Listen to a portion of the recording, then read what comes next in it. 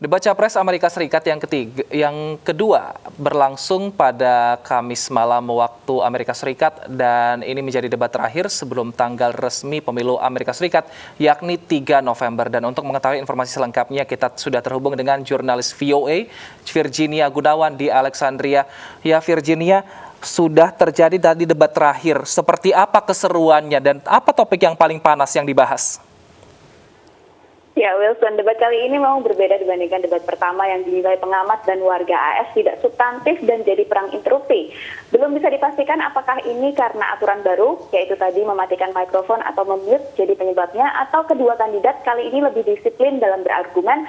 Tapi yang jelas, kita tadi lebih bisa mendengarkan argumen dari kedua kandidat dan serangan-serangan yang diberikan oleh Trump kepada Biden maupun sebaliknya juga tampak lebih tertata. Beberapa topik yang sempat disinggung tadi termasuk seperti yang tadi sudah disampaikan, rencana penanganan pandemi COVID.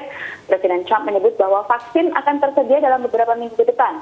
Namun oleh moderator dipertanyakan karena beberapa ahli kesehatan memprediksi vaksin baru akan siap pada awal tahun depan. Sementara untuk Joe Biden sempat ditanyai terkait crime bill yang ia dukung pada tahun 1994 yang jadi kontroversi, terutama terkait posisinya untuk membela warga kulit hitam di Amerika.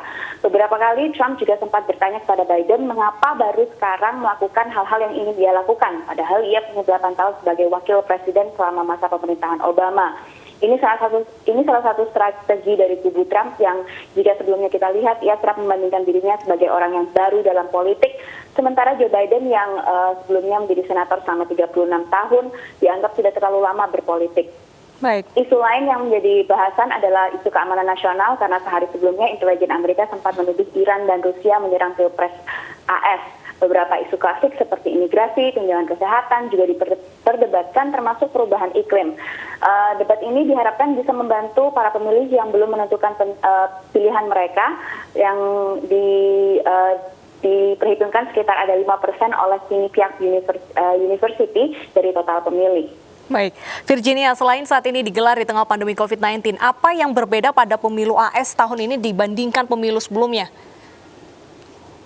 Ya, saat ini ada sebuah sistem atau metode di mana yang dikatakan adalah early voting. Nah, di early voting ini saat ini Election Project oleh University of Florida menunjukkan 48,5 juta pemilih Amerika Serikat sudah memberikan suaranya. Di tengah pandemi, antusiasme warga AS untuk memilih kali ini termasuk cukup besar ya, karena dalam pemilu kali ini rekor jumlah pemilih yang terdaftar itu yang paling banyak dan jumlah pemilih yang sudah memasukkan suara mereka lewat pemilu awal ini juga yang paling banyak.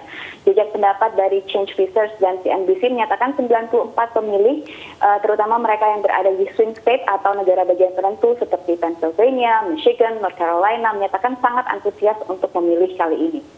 Nah, sejauh ini ada tinggal 2 minggu lagi Virginia untuk pemilihan. Siapa yang unggul di survei-survei dari Amerika Serikat? Ya, sekalipun tadi saya sempat menyampaikan bahwa ada early voting ya, namun untuk hasil dari pemilu atau hasil dari voting itu belum akan diketahui sampai tanggal 3 November nanti. Belum lagi sebagian negara bagian surat suara itu masih akan terus diterima sampai tanggal belasan November selama cap pos menunjukkan tanggal 3 November. Jadi bisa dipastikan kontestasi ini belum selesai dan diperkirakan tidak akan selesai bahkan setelah tanggal 3 November nanti.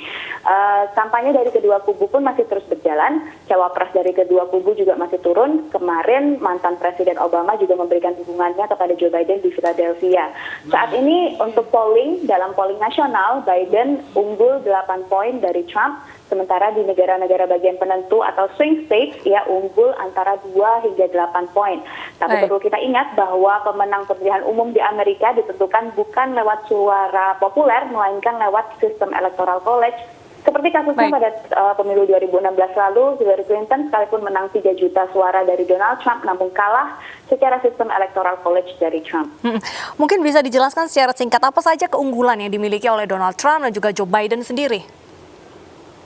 masing-masing punya keunggulannya terhadap pendukungnya masing-masing ya. Karena saat ini untuk masalah isu keduanya memang sangat terpolarisasi dan sangat rooting atau mengakar pada prinsip dari kedua partai. Jika misalnya kita lihat isu-isu yang paling membelah di Amerika Serikat itu adalah isu tunjangan kesehatan misalnya. Keduanya punya pakem sendiri dan kedua punya pandangan yang sangat berbeda untuk kedua pendukung antara kedua kandidat ini. Jika bagi pendukung Donald Trump banyak yang menyebutkan bahwa ekonomi negara mereka membaik lalu diserang oleh COVID-19, baru setelah itu ekonomi Amerika saat ini berada pada posisi saat ini. Namun di sisi lain banyak pendukung Biden yang menunjukkan bahwa negara ini saat ini membutuhkan karakter seorang pemimpin yang paling dibutuhkan untuk menghadapi masalah-masalah yang ada di Amerika saat ini.